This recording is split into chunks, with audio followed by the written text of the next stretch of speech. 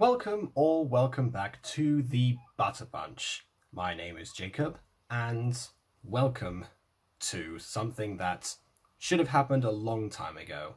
If people don't know, the reason that they took so long to do a part 3 of this series is because I cracked the screen on one of my computers and lost the script for it. So for several months I did not have the script for this that I had written, and I did not want to go over what I've done for the actual story. The other thing to bear in mind is the fact that my microphone seems to have also broken, so the sound that you're hearing right now is going to come from the phone itself. However, it is a new phone, so I suppose it's not that different. Alright, so we've got a new phone, and new script, and new vigour to try and carry on the series that is, What If Piccolo Had a Son? In the last part, we established that the newborn Namekian, now named Guzhang, changed the course of action on the invisible ship and on fake Namek. The result of the filler arc was the same, but the crew were able to understand how Guzhang works much more so than when they first departed. Now they know how to tap into his power, but they're about to have the opposite problem. Let's get back to it. Not long after they land on the real Namek, they are found by two Frieza soldiers. As before, Gohan and Krillin suppress their power levels, but that only draws attention to the one who hadn't yet attempted this technique, Guzhang. The soldiers were surprised that little Namekian could possess such a high power level, and it only seemed to increase by the moment. It wasn't enough to intimidate them per se, but if this carried on like that, they might soon have a bad time. And in case you're wondering, at this point in the story, Guzhang has a power level of 440. Why so much when he's so young? Well, because if King Piccolo at his physical prime of 208 could give birth to an adult drum of 210, then a Piccolo Jr. at 3500 could give birth to a baby of 388th or 1/9 of his power back then. Again, Piccolo himself was 9 years old. So, after a little bit of training, Guzhang can tap into more than that power of 388, and he's now 440. The soldiers, of course, don't know how far this can go. They fire both blasters at the Namekian, who, of course, dodges them both and begins to flee. Yes, Gohan was still there, but now the danger rested on him. He had to escape. As it happened, this began to lure the soldiers away from the ship. They couldn't catch up to Guzhang, but Gohan and Krillin could catch up to them, and they deliver a kick and a ki blast to each other and leave them out for the count. Zarbon barely had time to register anything on his scouter. Instead, he and Dodoria focus on Vegeta's battle with Qui, which ends as you'd expect. Meanwhile, Guzhang has completely vanished, now too far away to be sensed by anyone. Gohan wants to go after him immediately. This is the son of Mr. Piccolo we're talking about here. He doesn't know what the planet is like. He's just a baby. But Krillin reminds him of two things. One, that Piccolo did the exact same thing to Gohan that they're going to have to do now. Trust in Guzhang's power and will to survive. Now you're probably thinking, but Jacob, they just abandon him? Well, they kind of have to, because of the second thing Krillin reminds Gohan of. The fact that they need to find the Dragon Balls, and there was clearly someone collecting them that had to be stopped as a first priority.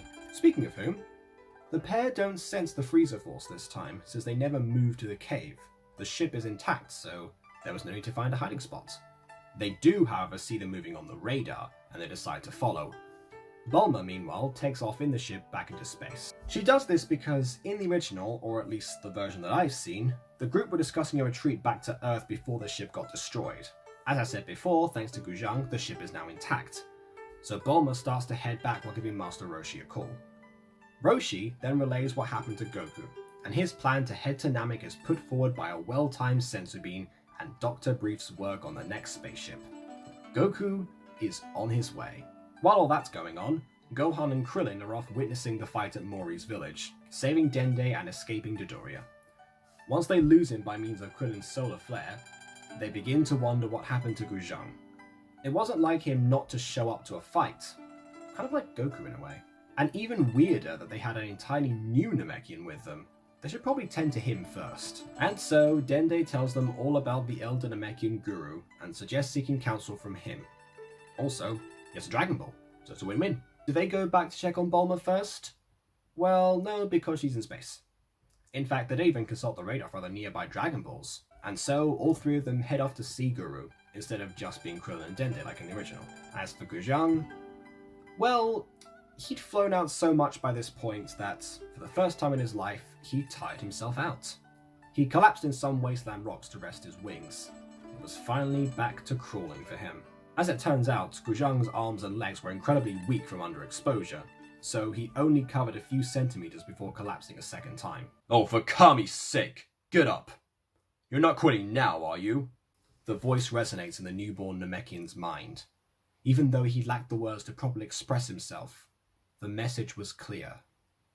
Who was this? My name is Piccolo, but you may call me Father. And thus begins the training with Mr. Piccolo version 2. Thanks to King Kai, Piccolo is able to communicate with his son for the first time ever, and guide him through his survival much more than with Gohan.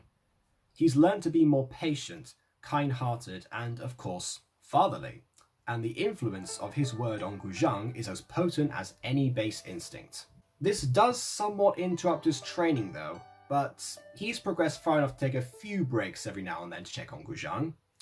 King Kai promised to keep an eye on him while he was off sparring and meditating. But for now, Piccolo guides his son to give him the essential survival that he needed, which isn't much as Namekians live off water, but he does encourage the baby to crawl more, and give at least some attempt at walking, quickly abandoning this idea for the sake of Guzhang's underdeveloped bones. Guzhang also learns Piccolo's power from the movies, the ability to stretch his arms.